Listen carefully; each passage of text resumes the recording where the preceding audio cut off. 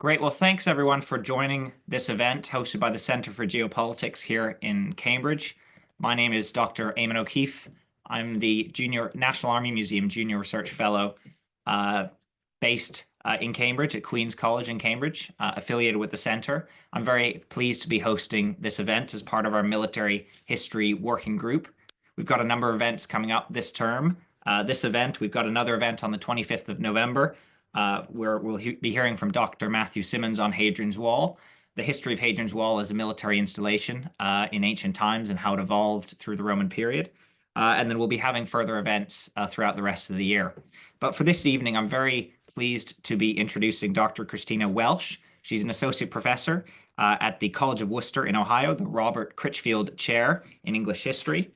And Christina's work explores the role of soldiers and other military figures, how they shaped and resisted colonial ideology and colonial policies, especially in the 18th century.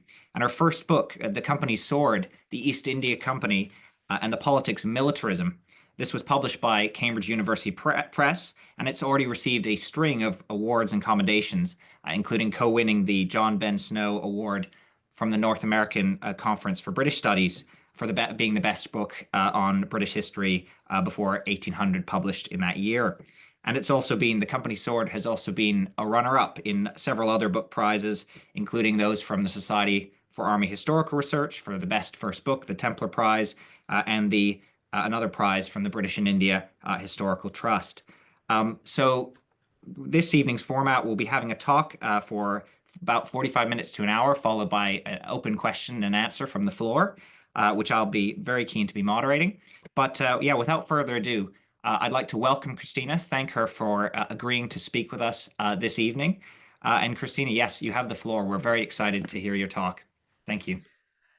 Thank you so much. And thank you, Eamon, for this invitation. Thank you, Eric, for organizing everything and making it. Zoom can be a challenging thing to make the technicalities work. And thank you to everyone for tuning in. I'm really excited to hear any thoughts and questions that you have. But without further ado, let me start here. So, in the summer of 1784, Pitt the Younger's government expended much of its political capital to pass what became known as the India Act, an effort to rein in the powers of the rapidly expanding British East India Company. The bill went further than its anemic predecessor, which was the 1773 Regulating Act. This new bill established a board of control with ultimate oversight over the company's affairs. What that control would look like in practice, though, remained uncertain, and in the months that followed the legislative victory, Pitt's ministers debated where to start. Henry Dundas, pictured here, the Lord of Trade, was very clear about his priorities. In a letter to Lord Sidney, dated November 2nd, 1784, he proclaimed, "To begin with, expressing my opinion in one sentence, I cannot conceive anything more preposterous than that the East India Company should be holding in their hands a large European army, exclusive of the crown, to be recruited from the subjects of this country." That preposterous force was, by 1784, an astonishingly large one as well. The company had under its employ more than 100,000 effectives, including some 10,000 European soldiers and officers, distributed across its three administrative presidencies in Bengal, Bombay, and Madras. In the radical reconceptualization of empire that followed Britain's loss in the American Revolution, Pitt's administration called loudly for consolidation, the incorporation of the company's army into the British Army proper. The government's efforts to realize this plan, though, confronted virulent opposition by those very company officers whose existence Dundas found so absurd. When, in 1794, Charles Cornwallis, whom Pitt had nominated as Governor General in India, laid out preliminary plans for consolidation, the reaction was nothing short of mutinous. In two upcountry garrisons in the Bengal presidency, Kanpur and Fatehgarh, officers were said to have voted in favor of, quote, "a resolution to throw off all allegiance to government and to march and the seizure of the governor general and commander in chief and to compel by force of arms all to join them." When the court of directors announced their determination to crush and to punish the rebellion, one angry proprietor in London arose in a general meeting of the company to denounce any such reprisal, saying, "Good God, sir, is such to be the promised satisfaction to the army, to men whose bravery, good conduct, enterprise, and success you owe your present exalted situation, those imperial monuments of valor, your extensive kingdoms in Asia, and those princely revenues so necessary to your very existence, in fact, to whom you owe the acquisition of a second world?" The exclamation is an instructive one. It asserts an inviolable connection between empire, the company's officers, and their status as elites. It also proved too popular a sentiment for Cornwallis to overcome, and the plan for consolidation was soon scrapped. In fact, the company's officer corps would remain independent of the Royal Army for another 60 years. One of the most enduring aspects of the company's persistent and often awkward autonomy in the British imperial system. And you can actually see here a picture of would-be cadets in the East India Company's military service in 1857. Uh, the persistence of this corps lies at the center of my book, which seeks to take seriously the oft-repeated maxim that the East India Company ruled India by the sword, not just a tool of expansion and in the maintenance of order. I argue that the company's military was a crucial institution in which the ideology and assumptions of colonial rule were shaped. Attacks on, or indeed even moderate efforts to reform that army, or more specifically the martial elite that commanded it, could thus be construed as a threat to the stability of empire itself. Though the significance of the company's military as a tool for expansion has been universally acknowledged, existing scholarship has been more reluctant to engage with the political aspect of the story, locating its governing ideologies and practices instead in the company's civil institutions.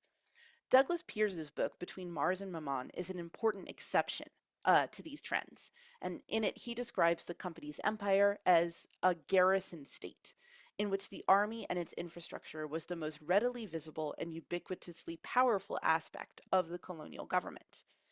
In The Company's Sword, I argue that this framing, though useful, still underestimates the role that the army, or again, rather its European officers, played within the company, and instead I suggest the term stratocracy, literally rule by an army. The term, which was used by contemporary critics of officers' authority in the company, describes a colonial state, or really any state, that was not just heavily militaristic, but in which the priorities and institutions of the state were shaped in the shadow of military officers' interests. To explore how this stratocracy came into being, it is necessary to look beyond the Bengal presidency in northeast India, which was the most powerful of the company's administrative hubs and thus the focus of most scholarship. After 1765, though, Bengal was relatively insulated from large-scale conflict in India, and a strikingly different view of the company's development can be glimpsed if we move southward towards Madras.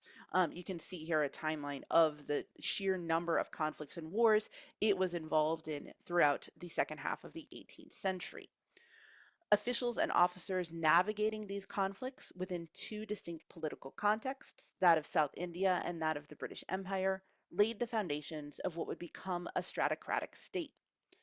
More than a local or regional story, stratocracy would soon spread from the south, shaping all of the company's territories and operations as a key part of British strength and an antidote to a broad range of colonial anxieties.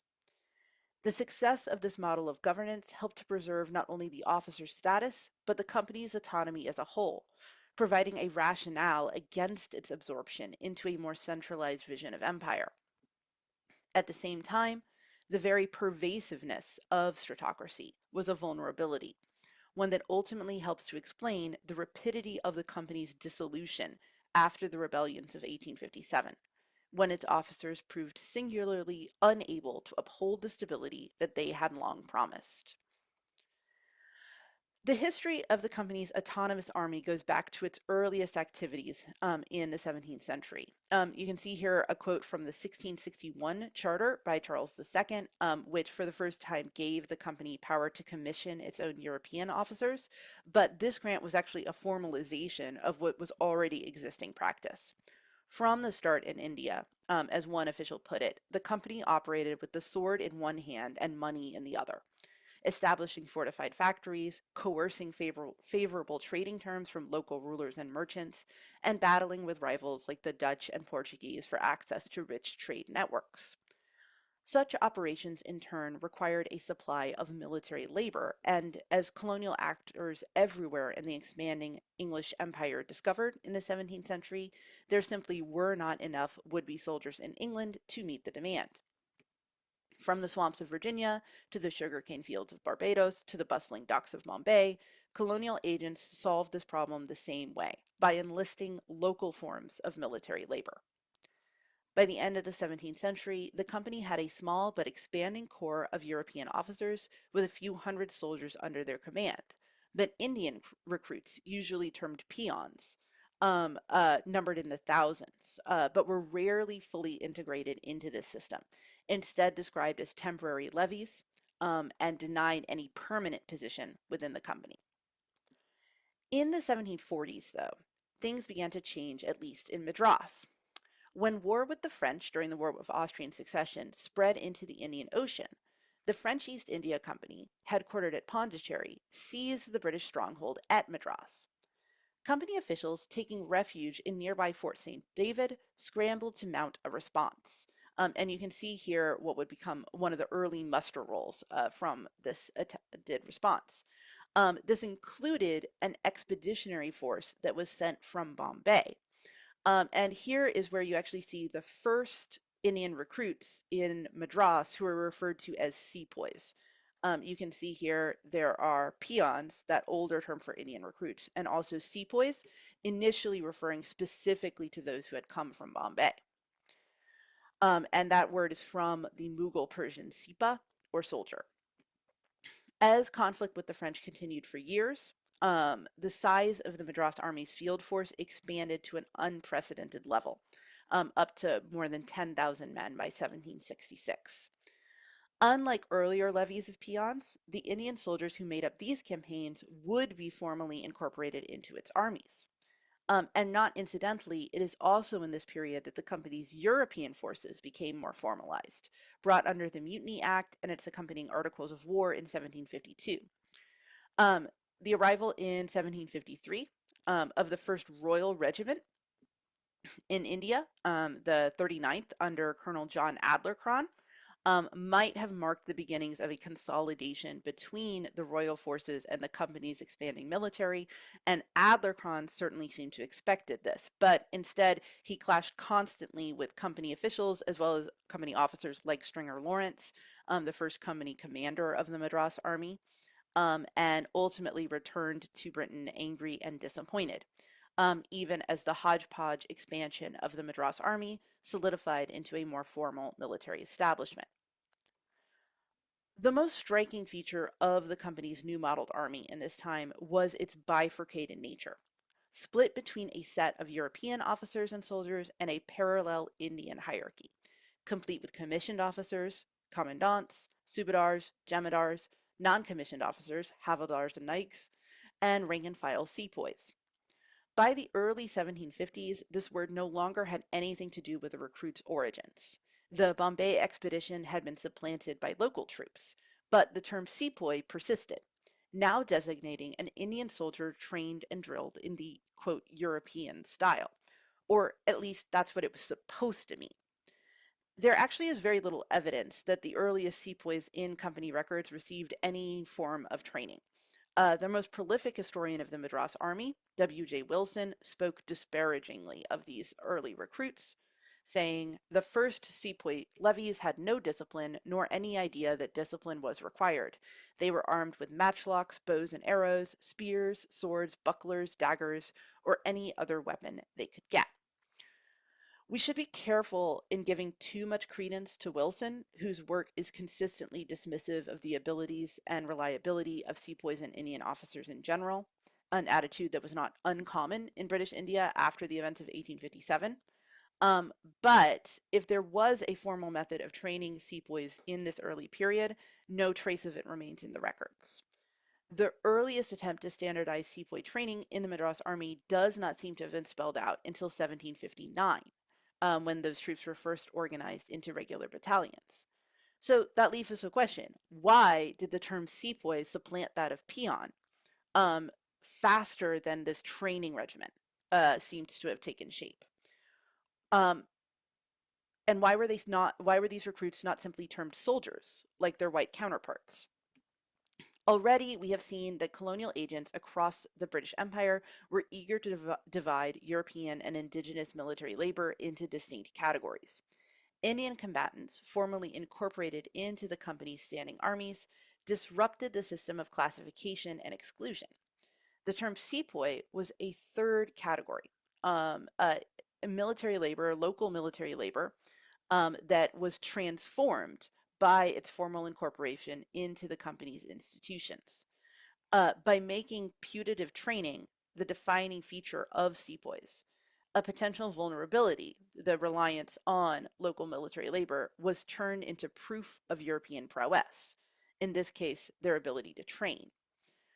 In one of the first attempts in Madras to give order to the expanding military establishment in that 1759 set of regulations, we see Stringer Lawrence writing, "The good order and discipline of the troops is owing entirely to the care officers take. The sepoy officers, that is to say, Indian officers, are very remiss naturally.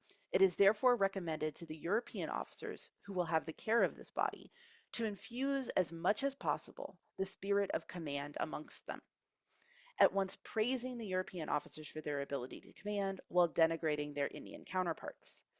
In 1766, the company's court of directors, the governing body in London, would echo the same, saying, "Sepoys' superiority over sepoys in the country service, that is to say, fighting for Indian armies, consists only in their discipline, which, wanting European officers, they soon lose under the country government."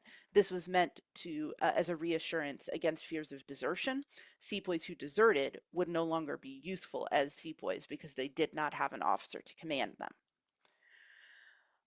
The supposedly transformative powers of officers' command was an enduring claim.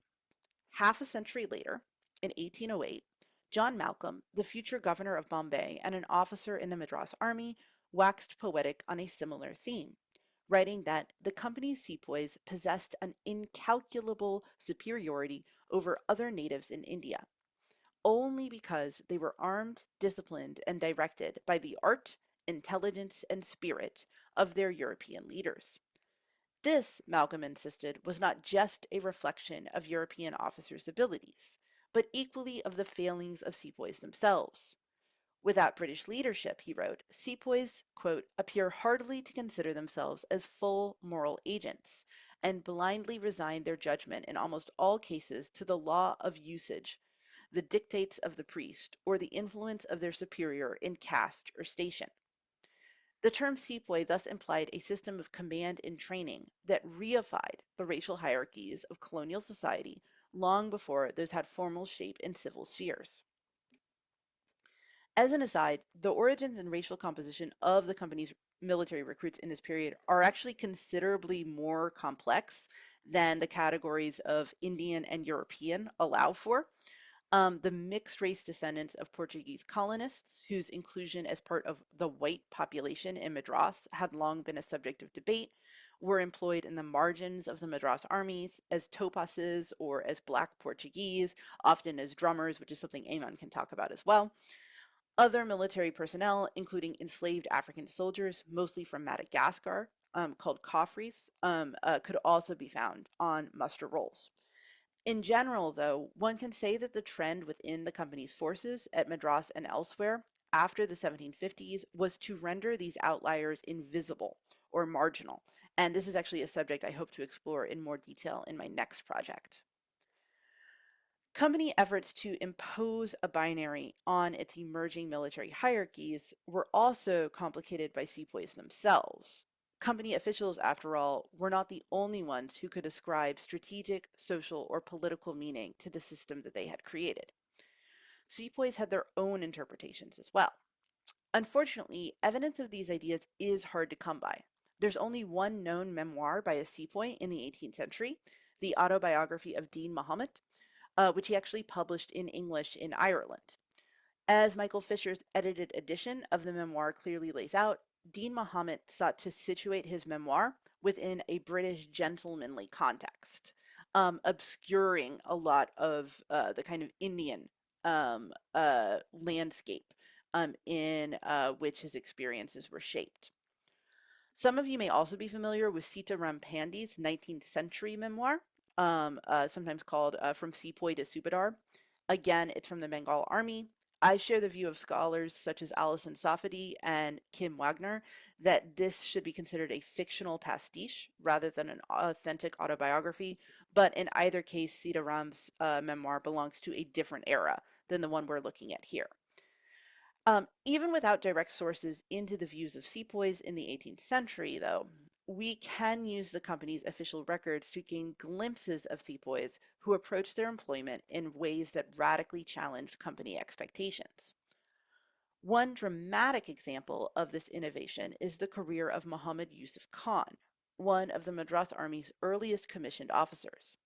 In 1754, Yusuf Khan was named the company's first native commandant, a title that broke with the Madras presidency's custom of borrowing Indian ranks for its Indian officers, but nevertheless kept Yusuf Khan outside of the European officer hierarchy. He didn't have an immediate parallel in the European rank.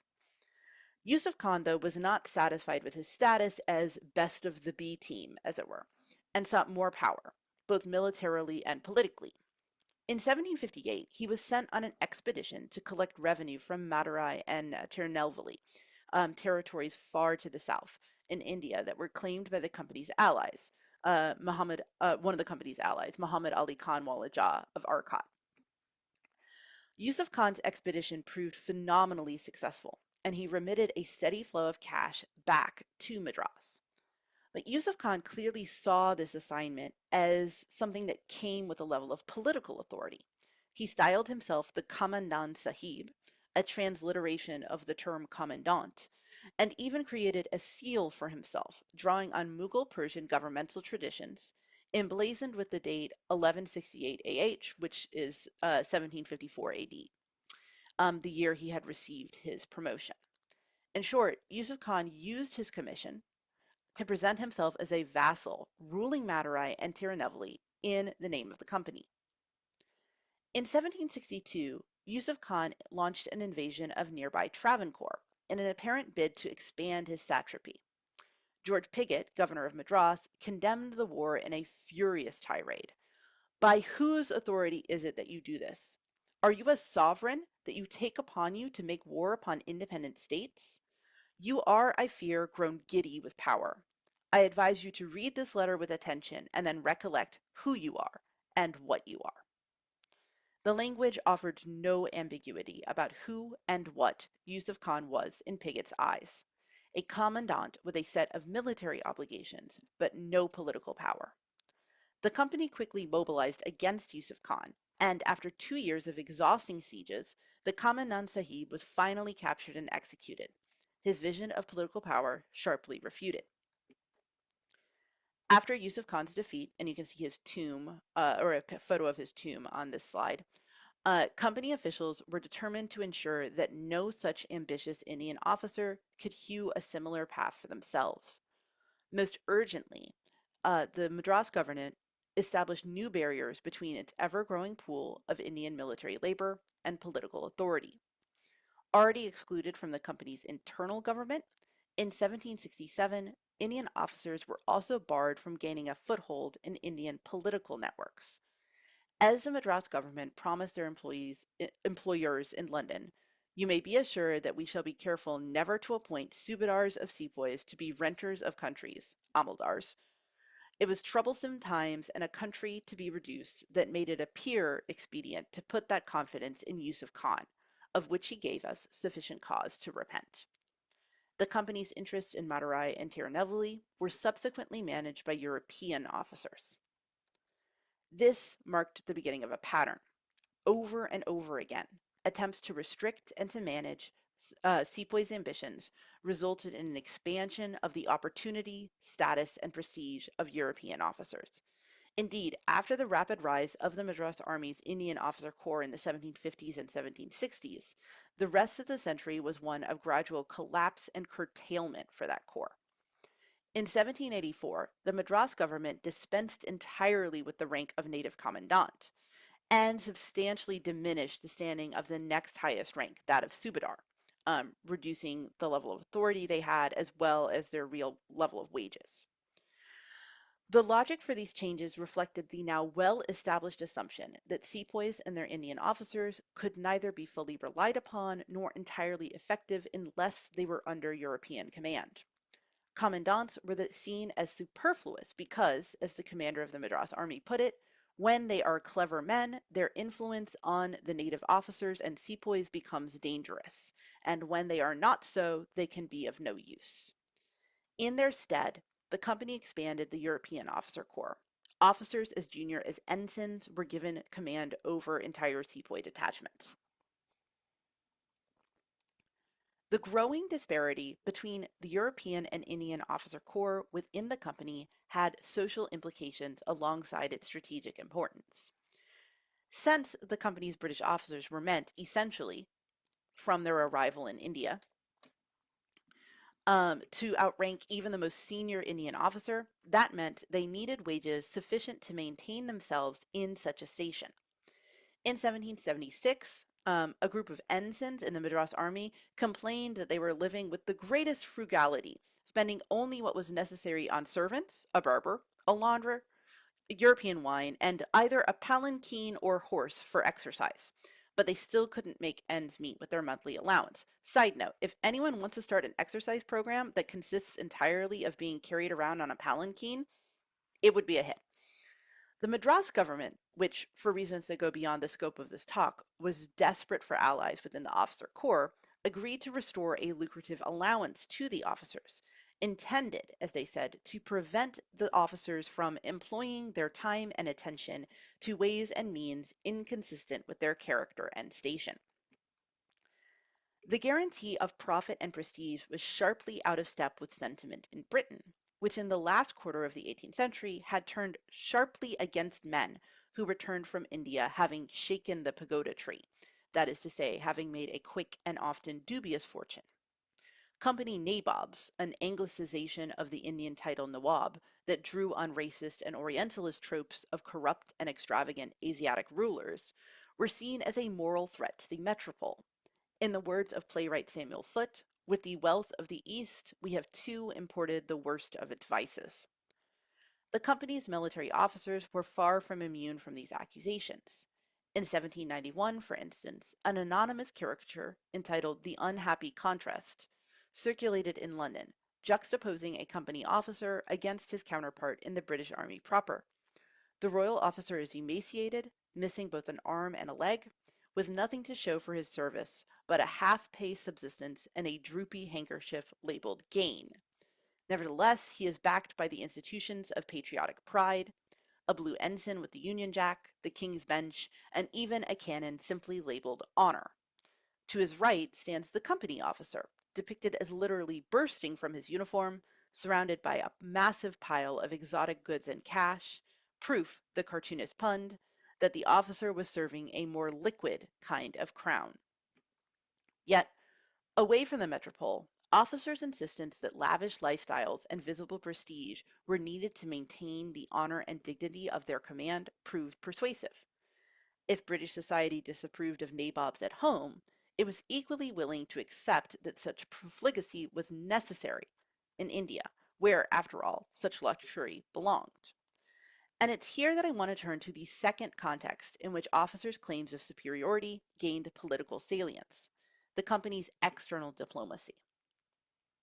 Just like Yusuf Khan, Indian rulers, officials, and combatants in other forces engaged with the company's armies in ways that often challenged or circumvented official expectations.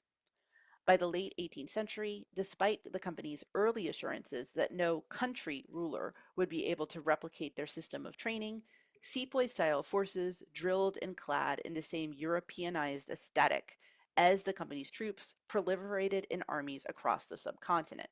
And you can actually see here some European style or possibly just European infantry marching with Asaf Jah of Hyderabad. This development was as much symbolic as it was strategic.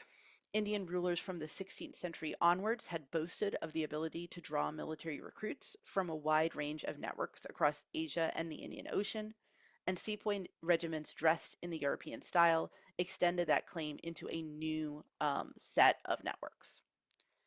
In keeping with this vision of far-flung military patronage, Indian rulers were equally eager to attract European officers to command their forces, a fact that gave white officers in India new opportunities for advancement. Particularly lavish evidence of these exchanges' diplomatic and political value is suggested by the very ornate um, uh, commission that was issued to George Buck by Nawab Wala Jah of Arcot in 1779. With heavy illumination and gold-flecked paper, this was clearly a document meant to carry prestige, while its bilingual nature, printed first in Persian and then in English, sought to communicate that prestige across cultural lines. It is particularly interesting that Buck is granted the rank of colonel, which you can see spelled in the Persian that I've pulled out of the document here as colonel. Um, uh, he was named colonel transliterated into Persian rather than giving any specific Persian rank that was kind of already within Walajah's armies. The appointment was a profitable one for Buck. He received substantial gifts from Walajah of sufficient value that they came under parliamentary scrutiny years later as part of a wider crisis of the Nawab's debts, while simultaneously drawing pay and allowances from the Madras army. This arrangement, known as a dual commission, at the time was happily tolerated. Company officials, too, were eager to have their interests represented in Indian courts by their own military men. Officers who found themselves disappointed in their hopes for promotion within the company could look to this external market as an alternate way to advance in colonial society. Maya Jasanoff and Rosie Llewellyn-Jones have both done excellent work on such figures such as Benoit de Boyne or Claude Martin, who made a name for themselves, as Jasanoff says, at the edge of empire. Yet, this arrangement also had a cost, the familiar specter of loss of control over martial prestige. Already in 1786, Charles Cornwallis warned that British officers serving in Indian armies could be the source of greatest evils. A decade later, Lord Hobart, governor of Madras, noted, "Should we supply Indian rulers with persons undeserving of confidence and unfit for command, they would in the first place not answer the purpose you have in view, and in the second disgrace our countrymen. On the other hand, should we select those who were most trustworthy and most competent, we should hazard a great deal from the successes of their exertions." Historian Anne-Laura Stoller has written extensively about the figure of the European pauper as a subject that might undermine claims of white supremacy by his very existence. European officers drawing gifts or dual commissions from their appointments had little in common with such paupers, at least financially. But for some colonial officials, their presence in Indian armies represented a similar vulnerability: the possibility that the carefully cultivated myth of white military prowess could be dashed with an ignominious or dishonorable defeat. By the 1790s, then, a growing number of administrators had begun to call for the prohibition of adventuring. Had such a restriction occurred in isolation, it might have in fact reduced officers' political power in the colonial state. But in practice, the push to eliminate the presence of European officers in Indian armies gave such men a new formal position within the company's diplomatic affairs. A clear example of this process occurred in 1798 when the company imposed a treaty of subsidiary alliance on the state of Hyderabad. The company's relationship with Hyderabad, one of the most powerful states in central India, had been an ambivalent one, moving stutteringly between alliance, animosity, and neutrality. In the 1790s, the Nizam Asif Jah II pursued a campaign of rapid militarization as part of his ongoing wars with the Maratha Confederacy. In the space of only a few years, he built up an infantry of some 15,000 troops. And two aspects of this force alarmed British officials. First, many of the recruits in the Nizam's infantry, at least allegedly, came from the company's own ranks. Asif Jah was willing to pay a premium for sepoys and Indian officers who deserted from the company and brought their training into his own armies. Second, those deserters were joining a force commanded predominantly by French officers, including one that company officials deemed an outrageous Jacobin. Learning of these developments, the famously expansionist Richard Wellesley acted to eliminate Hyderabad's armies. William and James Achilles Kirkpatrick, brothers and political residents in Hyderabad, presented Wellesley with a range of options and ultimately recommended that a cadre of British mercenaries be sent to displace the French. Wellesley rejected this possibility, loath to relinquish control of the company's European officers to an Indian ruler. Instead, he pursued a policy that came to be known as subsidiary alliance, in which Hyderabad was forced to dissolve its independent armies and to subsidize an expeditionary force from the company to provide for its protection. Though the Nizam paid handsomely from the troops, he had no authority over them, and company officials insisted that the troops were not to be used on trifling occasions, such as revenue collection. This was a disingenuous demand. In the company's territories, regiments were regularly used for such duties, suggesting that the restrictions placed on the use of subsidiary troops had less to do with issues of military discipline and efficacy, and more to do with who had the power to decide when the use of force was legitimate. The answer to that question lay in two figures: the company's political resident and the military commander on the spot. The former position could go to either civilian or military agents, but it is worth noting that military residents far outnumbered their civilian counterparts for the vast majority of the company's rule. Even when the resident was a civilian, the presence of the expeditionary commander meant that an officer was always minutely involved in the day-to-day operations of subsidiary alliances. Even as the company's expansion thus eliminated officers' external opportunities for employment, it reinforced the tight interconnections between its army and its diplomatic authority. By the end of the 18th century, then, claims about European officers' prestige, power, and genius for command were woven into the company's governance at every level. It was against this framework that Pitt, Dundas, and Cornwallis launched the campaign for consolidation with which I began my talk. Determined to avoid supersession and the loss that might come with any merger with the British company, company officers in India and in Britain mobilized urgently to oppose the plan. And you can see here one pamphlet that it was written in opposition. Borrowing from other more revolutionary political movements from the period, the officers established correspondence networks that stretched across India, a lobbying committee in London, and even a pamphleteering campaign that circulated material in both India and in Britain.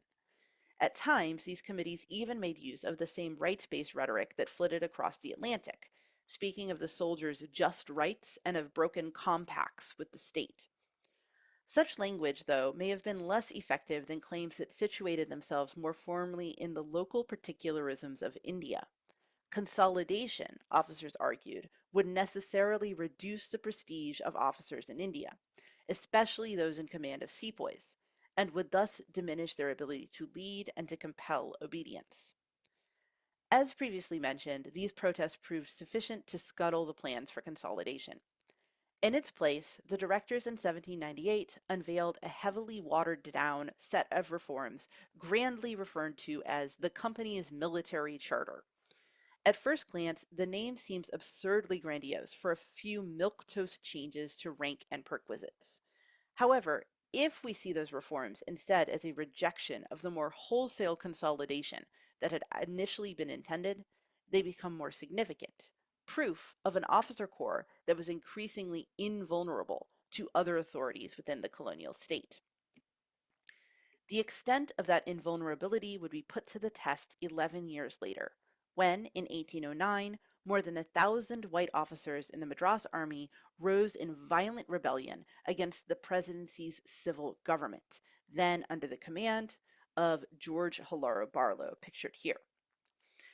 In the decades since the collapse of the consolidation movement, many of the company's civil officers had continued to seek ways to chip away at officers' power. A series of military and diplomatic victories in the South at the turn of the 19th century seemed an ideal opportunity. With the company increasingly dominant in the region, some argued that its massive standing army in Madras was unnecessary. One such reform-minded official was the here pictured George Halaro Barlow. In his first year as governor, he introduced several new policies meant to reduce the scope of the Madras Army. He removed the commander-in-chief from the general council in the Madras government, set up a new system of civil magistrates and collectors with authority to overrule commanders in Indian towns and villages, and granted civilian contractors control over equipping the army, something previously done by the officers themselves. And importantly, this last wasn't just a logistical question.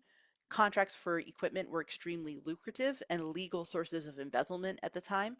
The contractor was given a lump sum and allowed to keep whatever funds he did not spend on the equipment for his personal use. The conflict of interest that this created should be fairly apparent. Officers correctly interpreted these policy changes as an effort to reduce their power and profit on the colonial stage. One officer complained about the growing prominence of civil agents in the place of the old and experienced officer to whom they, Indian subjects that is, have long looked up with respect. They see his power and ascendancy passed away, and the youthful, inexperienced judge or boyish collector occupy all and more than his formal place. By May, some 90% of the Madras Army's officer corps had forsworn Barlow's legitimacy as governor, while their counterparts in Bombay and Bengal actively voiced support for the revolt. Officers abandoned their posts, arrested their commanders, seized treasuries, and even took control of the company's forts. On August 11, 1809, a detachment of British dragoons, reinforced by cavalry sent by Krishna Raja Wodeyar III, the new ruler of Mysore, after the company's defeat of Tipu Sultan in 1799, advanced against Seringapatam. This was, in fact, the fortress that had served as the stronghold and capital of Tipu Sultan, the Madras presidency's bitter rival throughout much of the 18th century. Now, though, it was under the control of rebelling company officers. As the force approached, the mutineers opened fierce fire, artillery fire, against the Royal Dragoons, and a sepoy detachment, similarly under the control of a rebelling officer, engaged the troopers in open battle. Within hours, the dragoons and horsemen were forced into retreat, leaving as many as 150 sepoys and Indian officers dead on the field. For many, it seemed an unmistakable opening of a civil war. However, surprisingly, for many contemporary observers, the skirmish proved an unexpected climax rather than a beginning. Within days, officers across the presidency were reluctantly reasserting their loyalty to Barlow's government. The clash at Seringapatam, along with rumors of the imminent arrival of Lord Minto, Governor General, were often identified as reasons for surrender. But neither the timing nor the spread of the rebellion's collapse fits these explanations. The first regiment to surrender to Barlow was the Expeditionary Force in Hyderabad, which was on August 11th, far too soon to have heard about a battle taking place that same day 300 miles away. And Minto would not actually arrive in Madras until September, long after the collapse of the mutiny had begun. I argue instead that the officers' surrender was, in fact, a direct result of Barlow's response. Faced with the officers' disobedience, Barlow had sought to circumvent them and to mobilize the Madras Army's vast sepoy force independent of most of their European commanders.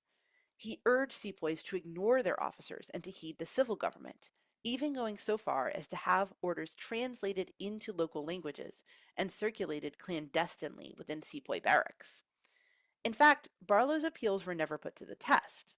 The scant evidence we have from sepoys in this particular period suggests that the officer revolt was not one that appealed to them in particular. After the clash before Seringapatam, for instance, the surviving Indian officers who had formed the detachment that actually attacked the dragoons wrote a formal petition to Barlow, begging the governor to show some means to us, and we glad, sick, to serve under your authority, if your goodness please to employ us at any place. The grammatical errors there really show that this is something that's coming from the Indian officers themselves, rather who are not used to writing in English, rather than through their European officers. In the immediate aftermath of the mutiny's collapse, company officials in both India and Britain congratulated Barlow for his expert handling of the crisis. His supporters insisted that he belonged within the pantheon of imperial heroes, comparing him with Robert Clive, who had faced down his own officers' mutiny in 1766. Yet the imperial mood quickly soured on the governor. In 1811, he would be recalled, his reputation tarnished into that of a penny-pinching despot, for whom, as Charles Metcalfe put it, deductions of pence and farthings are considered more important than the fate of empire. Adding insult to injury, poor Barlow arrived in Britain only to discover that his wife had been carrying on a lengthy affair with his cousin and secretary, a scandal that came to light in protracted divorce proceedings. In his place, the Madras government would be shaped by some of his fiercest opponents, men who had sympathized with or even participated in the mutiny's effort to displace civil authority. This surprising about-face focused on the very actions that had earlier won Barlow praise, his appeal to sepoys to check the officers' rebellion. Mutinying officers insisted that their surrender was not a defeat, but rather a necessary and even selfless sacrifice made to preserve the empire against a foolhardy civilian. Rumors cascaded that Barlow's appeals to sepoy regiments had been fomenting a second mutiny, this time among the sepoys themselves. One widely circulated letter reported that sepoys in one cantonment had been heard whispering, not long before all whiteface gone, this governor, very fine governor, he tell black men that they better than white man, and that sepoy never to mind again one word they say. The credibility of this source is somewhat dubious. But certainly this was a rumor that circulated widely in Madras at the time. And the possibility of this revolt loomed all too readily for the white population of Madras. Only 3 years earlier, in 1806, sepoys at Vellore, the fort of Vellore pictured here, had risen up against an earlier series of reforms, killing most of the Europeans in the fort. The revolt had been swiftly and bloodily crushed by a detachment of European cavalry, but the event gave shape to anxieties that had lurked in the colonial imagination since the company had first begun to rely on Indian military labor. In 1809, ringleaders of the mutiny who faced courts-martial after its collapse evoked this specter to explain and justify their actions. John Bell, for instance, leader of the mutineers at Seringapatam, explained that he had fired on the Royal Dragoons to avert the horrors of a general rising of the sepoys in the garrison. In so doing, he insisted, I have saved the effusion of innocent blood. I stopped an insurrection in the garrison, the probable consequences of which can be best conjectured by those who remember the fatal incidents at Vellore. In this context, Barlow's attempts to bypass the European officers with a direct appeal to sepoys put the empire itself in jeopardy.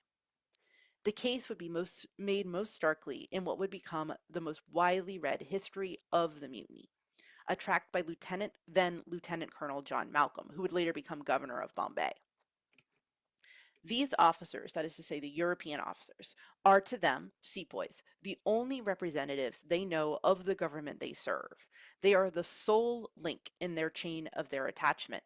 Had this dreadful contest continued, the passions would have had their way, and a few months might have changed the character of our native soldiery, and rendered them more formidable than all the enemies we ever had to encounter in India.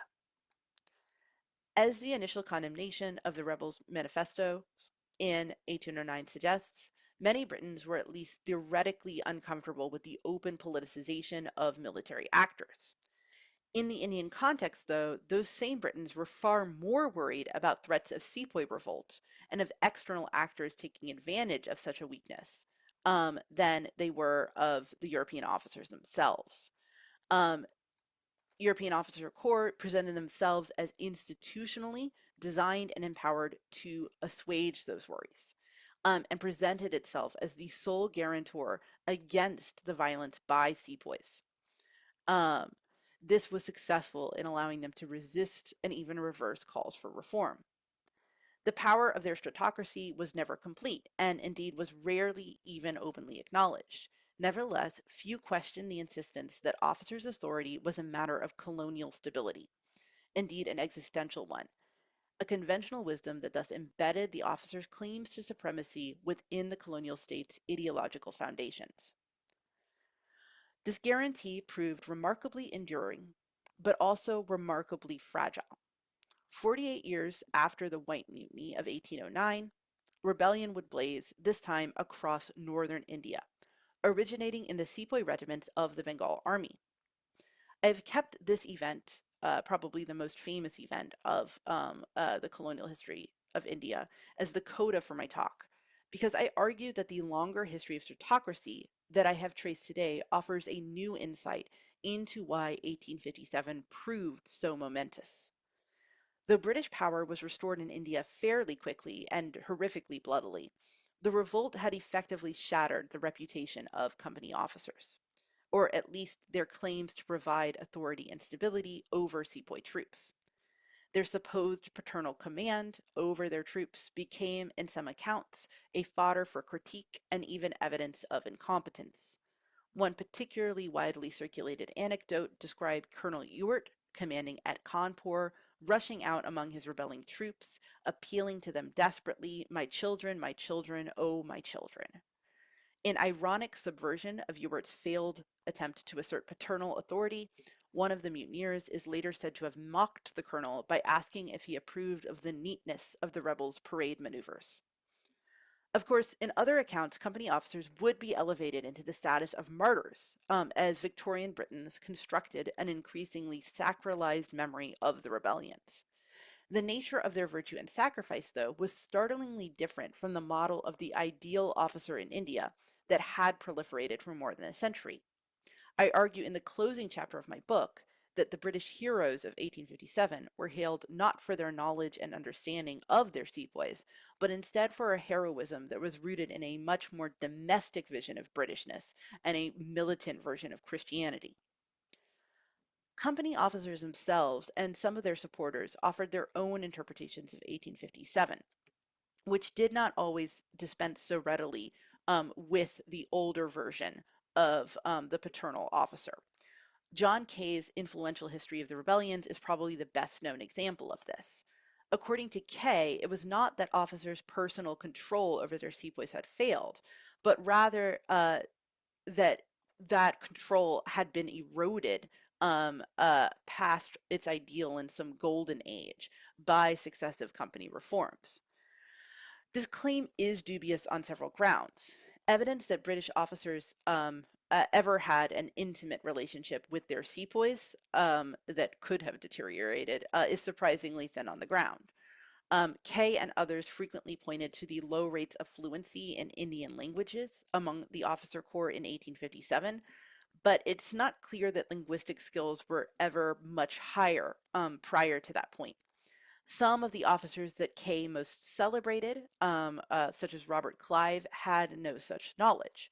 And it's significant that in the 1790s, when the company began to issue the Articles of War in Hindustani, they included a transliteration of the Hindustani into Latin print. You can see it here, Dosri and Dosri Bab, so that officers could read the regulations aloud to their men, suggesting that commanders of the Sepoy Corps did not even have a literate knowledge of Indian alphabets. More significantly, though, Kay's claims about a lost golden age falter because it envisions a past of perfect obedience that never existed. The company's records are full of examples of sepoys challenging their officers and the wider colonial military infrastructure, at times violently contesting the terms of their military service. For decades, the company's armies had sought to obscure and to delegitimate those actions. From this perspective, the events of 1857 were a continuation of a deeply rooted conflict, remarkable not for its uniqueness, but for its unprecedented scope and scale. It was only at this stage, more than 70 years after Dundas had first demanded it, that consolidation, the merger of the company's armies with those of the crown, became feasible. The company itself was dissolved, and by 1860 its forces were being disbanded and reincorporated into a British imperial army, one centered on a vision of a unified British authority. As Charles Wood, Secretary of India, during this transition put it, one army, one artillery, one mutiny act, one Queen's regulation, one Queen, and one empire. Once again, company officers mounted a furious protest against the transfer and the loss of privileges that it would entail for them. But while the threat of sepoy rebellion was ever more pointed, the officers' promise that they alone could prevent that catastrophe had never been less convincing. In the end, the imperial government that took over after 1858 did not trade the company's sword for a royal plowshare. Empire and the British Raj remained highly militaristic and just as reliant on sepoys and other forms of Indian military labor as the company had always been. However, the strand of stratocracy, the privileged position that company officers had carved for themselves within the colonial state, largely vanished, replaced with a more centralized vision of military order. The heroic officer, singly able to command and to control his men, became a figure of nostalgia, one that still holds power today as part of a romanticized vision of the British Empire. As this talk has shown, I hope it is a figure that never existed. Examining how and why this officer became so prominent in the colonial imagination and so powerful in colonial policy, though, reveals key tensions that shaped the British Empire in India and beyond. It highlights the systemic way that colonial policies were created to exclude and to restrict, while simultaneously bringing to light the persistent efforts by individuals to engage with that state in their own terms and through their own meanings. Together, these confrontations offer a new explanation both for the staying power of rule by the sword within the company and for the rapidity of its collapse. Thank you very much, and I look forward to any questions. Great. Well, thank you so much for that really excellent presentation, Christina, that distills a lot of key themes of the book. We're going to open up the question and answer session now. So please, for those attendees who are have a question on their mind or thinking of one, please do add that to the Q&A, and we will get those passed through to me and then asked to our speaker. I think I'm going to start with one, Christina, to begin the Q&A. I'm curious because there's this really fruitful concept of stratocracy and the power that these officers have in sort of holding hostage the company or the East India Company or making their demands felt. There's also this very influential view, both in maybe the historiography, Philip Stern, and about corporations. And William Dalrymple wrote a book that I'm sure some people will be familiar with, The Anarchy, which I've read, a popular history of this period, um, I about think essentially that's being, right over here yeah, on my shelf. Yeah, sorry. this being predatory capitalism, a sort of primary instance of a kind of corporation run amok. Um, I'm wondering, what do you think of those views of the East India Company's rise? Does it and how does your concept of stratocracy fit with those? Does it complement it? Are they concepts that sort of work well together, or does stratocracy modify, or what you found on the centrality of the army in shaping politics and priorities and policies of the East India Company? Does that maybe modify some of what we know about some of the assumptions that are made about the East India Company as a corporation first and military second, or do they go hand in hand and sort of complement each other rather than contradict? Fantastic question. Thank you. So I would say that um, one thing that I really hope to do with my book is to insist on the military as a site for examination, as a site for fruitful analysis, for understanding. company policy and expansion and the ideas that were circulating in colonial governance. And I do think that's something that is less present in Stern and Dalrymple's works. With the focus on kind of idea of the corporatization of empire or corporate empire. That said, I'm not sure that the concepts are necessarily opposed to each other because the question of military corporations of the way that the company's military functions not just in a way that is different than the British Army proper that does have elements of kind of corporate organization and functioning and a different set of patronage, a different set of expectations about what that force is doing and what officers commissioned within that force should get in return. I think looking at to what extent that kind of corporatized empire is playing out in creating a different kind of military force is really interesting and connects to a much longer history of the privatization of military forces in corporations that, of course, extends all the way to today if we think about military contractors. So I think they're not necessarily counterposed to each other, but I do think that it's significant that to kind of refocus on the military as a key aspect where that colonialism is kind of taking place, if that makes sense. Great. Yes, thanks. That does. That's very interesting. We've got a couple questions coming through. A couple of comments saying that they really enjoyed the talk. Thank you very much. But which is lovely to hear. We've also got Nathan Catching who says, I'm going to read this out now. Christina, you briefly mentioned the contest with the French in 1748 and 49. Your book discusses how the Second Hundred Years' War of the 18th century, as it's sometimes called, fueled greater militarism by the British East India Company. How did the stratocracy conflict with or coexist with the French East India Company after the Seven Years' War? So I think that's trying to get a sense of how are the French still major players? Are they? I'm sure the stratocracy is the officers are often talking about their ability to control the sepoys. Are they also talking about Yes. maybe the threat of the continued threat of the French to justify their position? Well, my immediate answer to that is check back with me in like 2 years because this is actually something that I'm really interested in pursuing in my next project, which I'm hoping to do a sort of global history of the Anglo-Mysore Wars, especially the Second Anglo-Mysore War. And the Anglo-French rivalry there is one of the key aspects of that story.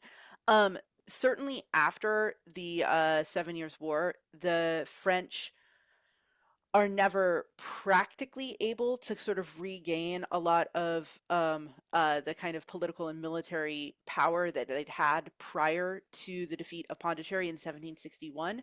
That said, they are still very actively pursuing influence in India, especially through the use of sometimes formal, sometimes informal kind of adventurers and mercenaries and detachments sent to fight in alliance with various other Indian powers. And so the elements of my talk where I was talking about the way diplomacy is kind of emerges in a way that elevates British officers in the East India Company.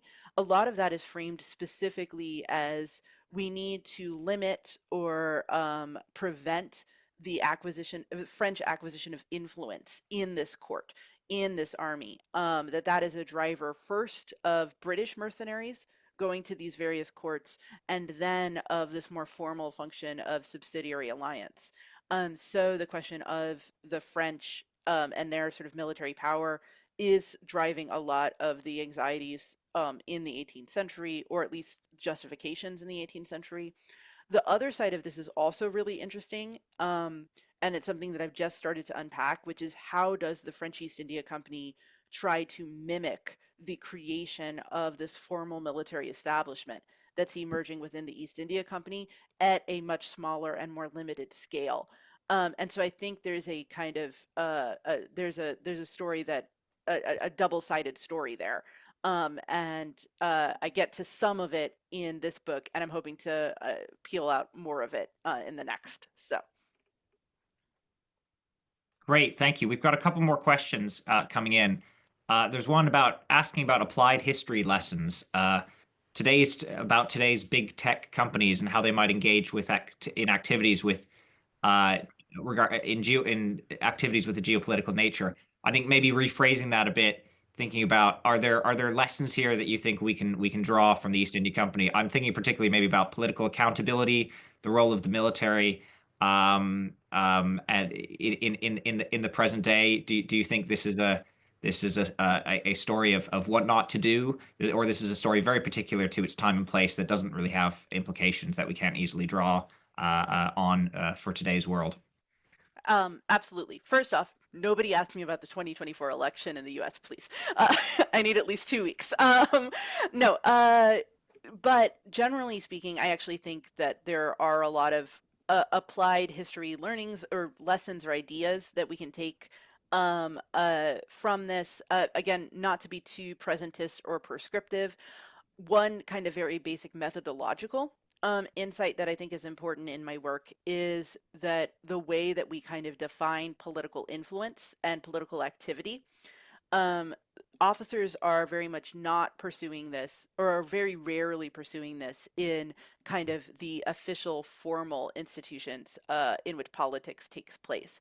Um, and in many cases are kind of actively eschewing some of that kind of uh, um, formal political bodies in favor of creating their own communities that are asserting a lot of lobbying pressure, or in the case of the 1809 mutiny, and to some degree the 1790s protests against consolidation, even a threat of violence against political institutions. So I think one key insight here is to broaden our conception of what is political, and where political activity kind of takes place. In terms of more specifically sort of the military, I think it provides sort of an interesting model of, again, understanding military not just as the army as a structure with, kind of an instrument for extending and expanding state force and a formal institution, but also something that creates a community. In this case, what I'm looking at is the community of elite white officers who are share this identity as officers, but are sometimes operating in ways that are orthogonal to, or even directly counterposed to the civil authority and to the formal institutions of which they are a part. And so looking for those informal communities that emerge with informal institutions is, I think, another kind of space that is relevant and can be especially relevant today if we're thinking about the way that communities spread on social media and how those kind of conversations take place. So I think there's some really interesting kind of insights into the way that uh, potential forces moving against the state can kind of manifest themselves here. Great. Complicated question though. Yeah, yeah. Yeah, it's always a difficult one trying to draw parallels, but I think you've made some great points. I'm always struck. I mean, as I said with my question, we always think of the East India Company as a corporation run amok, and I think there's a lot Yes. of legitimacy in that. I think your book is interesting in that suggests it is armies run amok as well, or the officers as well. Within that Yeah. system are exerting themselves in all sorts of ways that the company really is not able to easily control and Yeah. are finding ways to put their own interests forward. We've got a couple more questions coming through. There's another one who's that we've received saying, "Thank you very much for the talk. I wondered what the position of the Bombay Marine was in the stratocracy that you've identified, and to what degree the East India Company's naval officers were involved in this story, in its implementation. Yes. Are they marginalized because they're all at sea, as it were, or are they very much part of the story of their brethren on land?" No, this is a great question. And I would say, generally speaking, Bombay as a whole gets short shrift in my book. And generally speaking, I would love for someone to do a more comprehensive study of where Bombay fits in the company's military establishment. So this is, but generally speaking, there is a pretty strict divide between army and navy action within the East India Company. Um, there are kind of moments of connection, but generally speaking, when I'm looking at, for instance, where I do see Bombay kind of coming into play in the story that I'm telling, it's usually with the territorial officers voicing support for elements in Madras, or in particular, when Malcolm becomes governor of Bombay, he spends a lot of time talking about the sepoys, how to control and maintain the obedience of sepoys, something again that focuses the attention on those territorial company officers who are in command of sepoys. Lascars, who are Indian laborers doing various different types of duty in maritime context, are often excluded from those discussions. So I think that both ideologically and practically there is a bit of isolation there, but it is something that I think would be really interesting to unpack in more detail. Great. Thank you, Christina. We've got another question that's come through uh, on the backgrounds of company officers. Mhm. It said that our questioner is mentioning that company officers, of course, came from diverse backgrounds. Many of them came from Ireland. Do you have any sense of how they formed communities and who led them? I think that's a very interesting point. I Yes. think I know with the British Army as well, it's easy to talk of officers as a collective, and that makes sense in a lot of ways. But there are plenty of tensions within them, or the Scottish officers will be Yeah. in one regiment, the English officers. Where I didn't join that regiment because it was very clannish, it was very Scottish, and there are national tensions, there are all sorts of other cultural tensions Yeah. going on within the core. Is that something that's come through in your research, or you find it's a much more homogenous picture? No, no, I would say it definitely does come through as well. And in fact, um, especially for looking at the early stages of the kind of expansion of the company's officer corps, not only do you have Irish officers, you also have Swiss officers, German officers, even some French officers. It's a really kind of cosmopolitan officer corps drawn from across Europe. And this is a subject of quite substantial kind of anxiety and discussion, in particular, the presence of Catholics, whether they're Irish, Swiss, or German, is something that is frequently discussed and frequently mentioned in letters. And we even have instances of kind of interpersonal conflict between officers, sort of on that basis of those identities.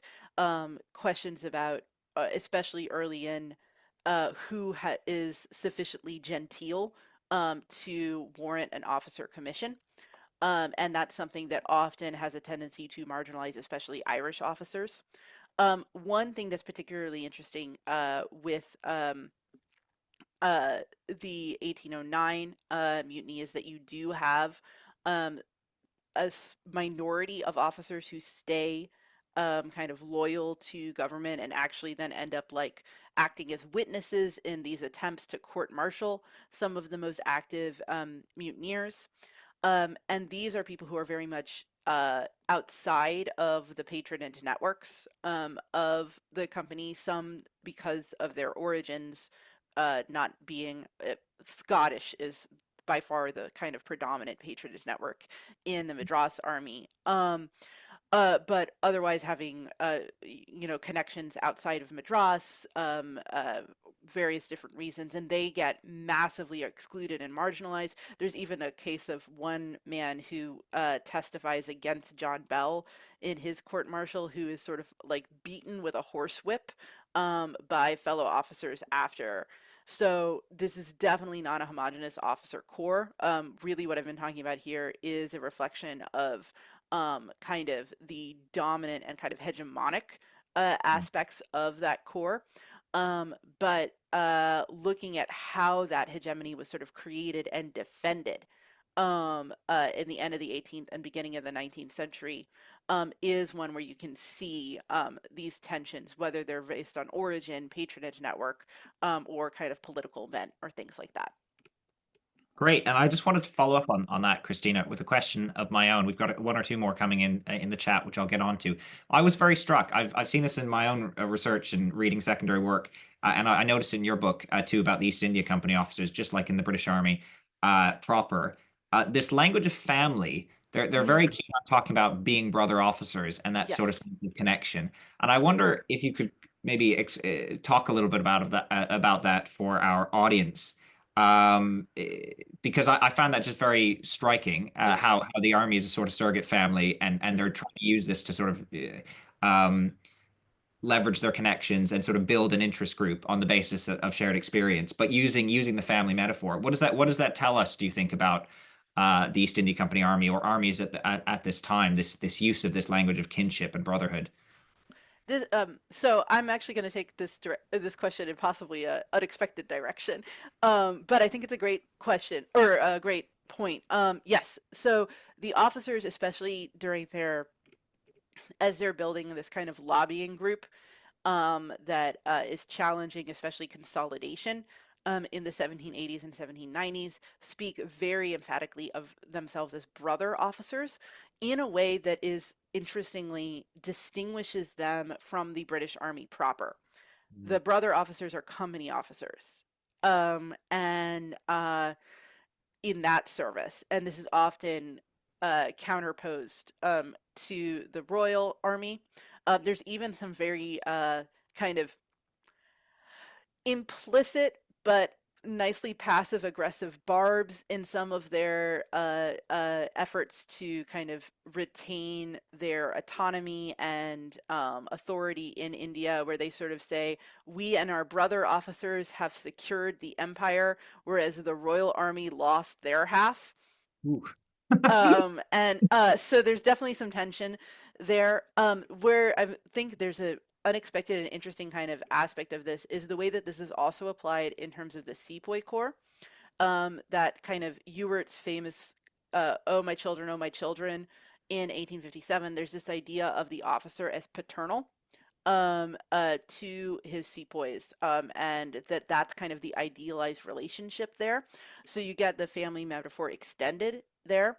Um, Sepoys also, especially in the Madras Army, family plays a really important role, literally, for them. In the Madras Army, uh, Sepoys' families are actually allowed to come with them to the barracks and on everything but the most kind of extensive campaigns, and are often doing important military labor in the army, as whether it's grass cutting, water carrying, laundry, cooking, all sorts of things like that, even actually carrying ammunition and shot. Um, and so so there's kind of all these arrangements made for sepoys' families. This, though, is often discussed in the rhetoric of it's an indulgence that cannot be denied them, as one commander puts it. As And this, I think, is a really interesting contradiction where you have this family rhetoric being used to demand rights on the basis of brother officers for the European officer corps.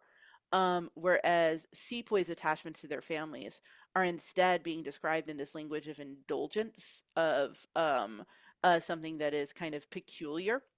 And so there's an interesting divide where you have, and I think more detailed study of exactly how family is being used in these different contexts to imply different relationships and to make different obligations on the state, would be a really fascinating topic to do a more deeper dive into. Definitely. Thank you. We've got another question, Christina, Sure. about, let's see, the comparisons with other foreign East India companies. So, did contemporaries compare their situation, so contemporary officers, I guess, in the British East India Company, to those of officials and officers in the VOC, the Dutch East Mhm. India Company across the Indian Ocean? From your perspective, was the situation in the Dutch colonies nearby comparable? I suppose we could also think the same about the French. Is there any sort of nascent stratocracy? Is there any sense of the military being sort of dominant or working in similar ways in other Mm. uh, foreign East India companies, or is it simply in the British case where where these characteristics are pronounced?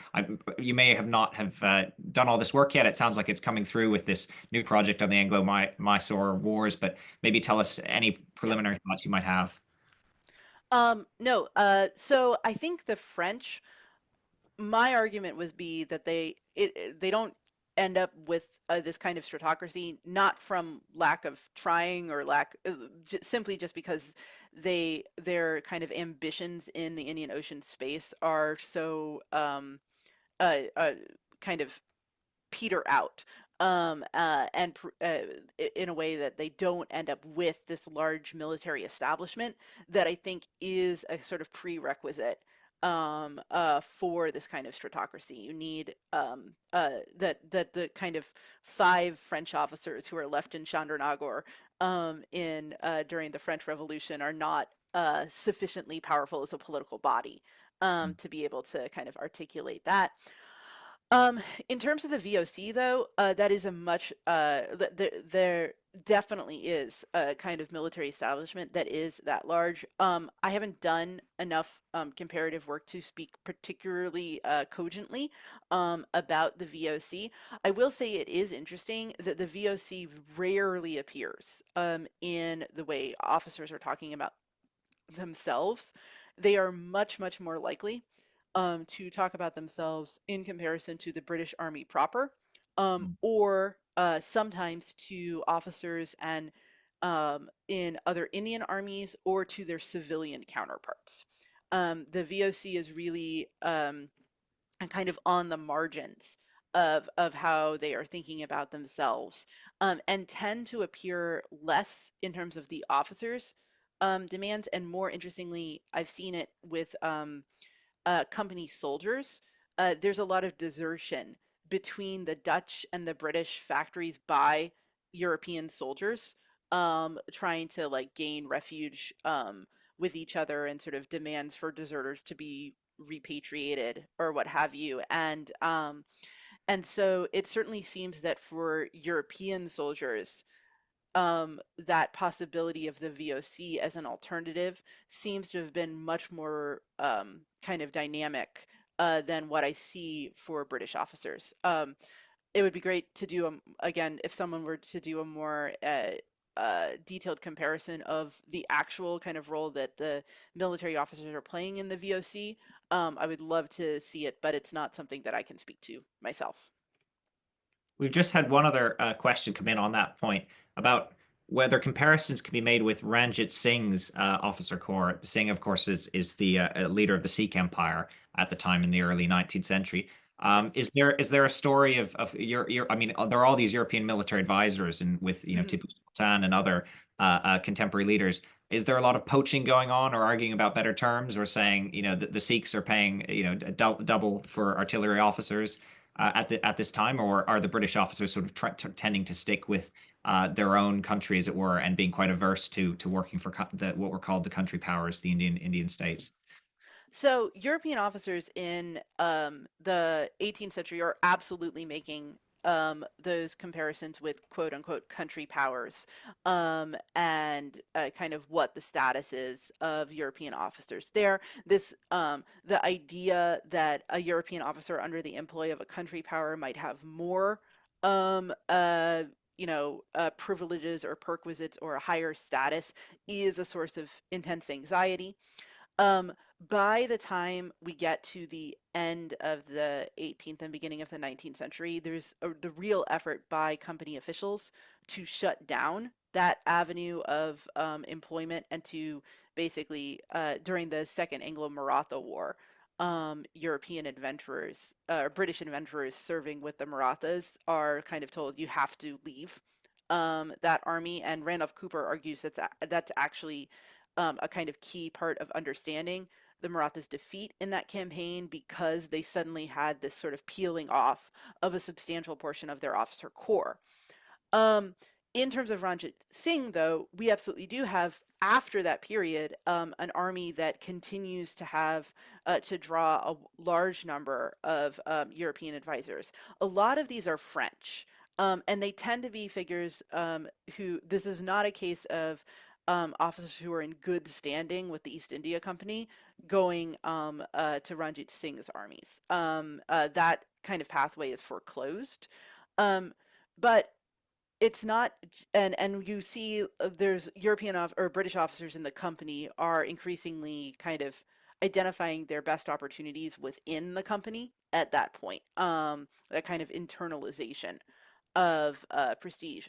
That said, Ranjit Singh, just like Tipu Sultan and the Maratha states and the Nizam of Hyderabad and other major country powers, kind of going back into the 18th century, do still form a really important alternate source of employment for sepoys and for Indian officers who are very much often able to, if they're able to make it into these alternate armies by deserting, are able to kind of claim higher pay or promotion.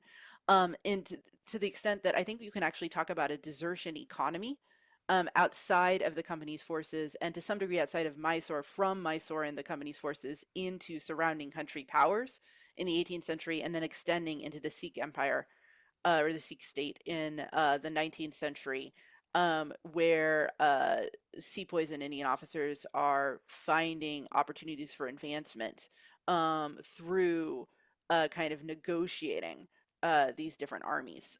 So yeah, I think this is a really relevant sort of aspect of that story.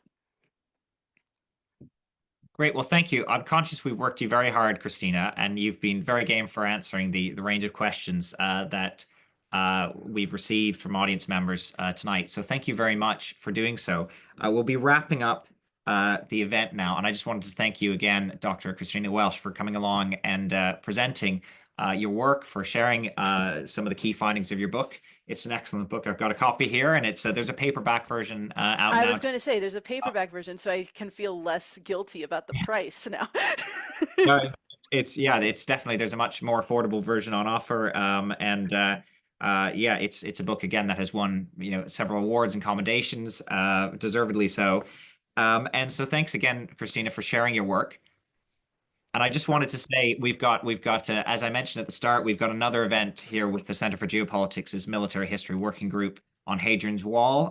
That'll be an in-person event in Cambridge on the 25th of November, but we'll be recording it and sharing it online as well for those who can't make it in person.